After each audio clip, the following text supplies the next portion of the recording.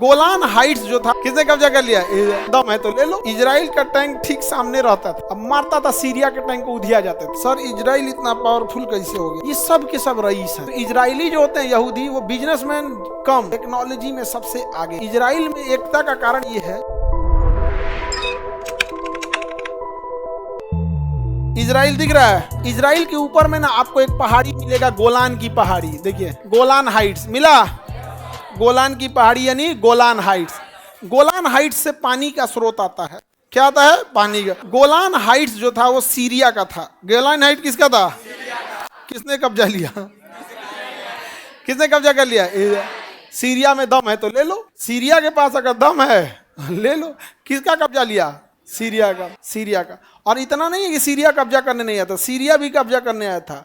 हमला किया था सीरिया ने, लेकिन सीरिया के टैंक्स की मारक क्षमता 1.5 किलोमीटर और इजराइल के टैंक की मारक क्षमता 2 किलोमीटर। तो इजराइल का टैंक ठीक सामने रहता था, अब मारता था सीरिया के टैंक को, उधिया जाते थे। और सीरिया का टैंक महज मार सकता था कितना? 1.5 किलो। महज कितना मार सकता था? 1.5 किलोमीटर। कितना? 1.5 किलोमीटर। समझ में आ रहा है कि नहीं आ रहा है? किसी को दिक्कत? आगे बढ़ जाए। अब गोलान हाइट पर एक छोटा सा एक झील होगा। देखिए क्या लिखा है? गैलीली सागर लिखा है। गैलीली सागर लिखा है। बताइए गोलान की पहाड़ी पर कौन सा झील है?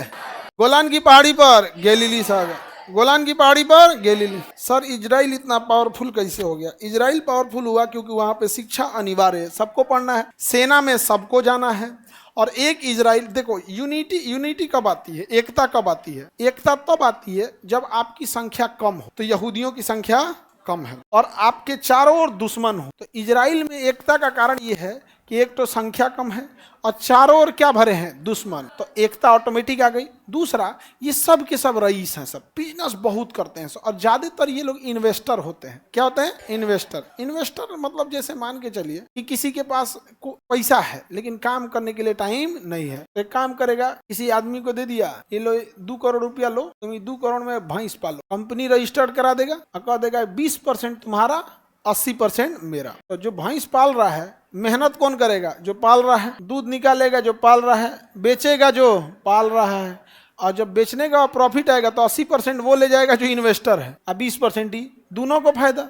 उसके पास उतना पूंजी नहीं था कि उतना 2 करोड़ की भैंस खरीद सके। 20% 2 करोड़ की भैंस, समझ रहे हो? जिसके पास 10,000 2-4 हजार भैंस पाल ले, उसका 20% कितना प्रॉफिट में आ जाएगा। तो इजरायली जो होते हैं यहूदी, वो बिजनेसमैन कम, इन्वेस्टर ज्यादा होते हैं। क्या होते हैं? इन्वेस्टर। तो उसको कोई काम धाम नहीं है, शांति से इधर डाल दिया, तीन से इधर डाल दिया, इधर डाल दिया, काम खत्म। समझ में आ गया कि नहीं आ गया? बिजनेस अपना करते रहेंगे। तो बड़े बिजनेसमैन होते हैं, टेक्नोलॉजी में सबसे आगे। और आप कहिएगा कि हम भी यहूदी धर्म अपनाना चाहते हैं, तो आपको नाश्ता पानी कराएगा, भेज देगा, कहे जा यहाँ से, जा चुपचाप, नहीं बनने देगा। पता है कि यहूदी जन्म लेते हैं, बनते नहीं है। हम लोग को ज्यादा संख्या नहीं बढ़ाना है, क्वालिटी ध्यान देना है। अभी कोनो दूसरा धर्म में जाओ, धाए दे कालीन बिछा, आइए एकदम आइए, आइए आइए हमरे में आइए, संख्या बढ़ाइए।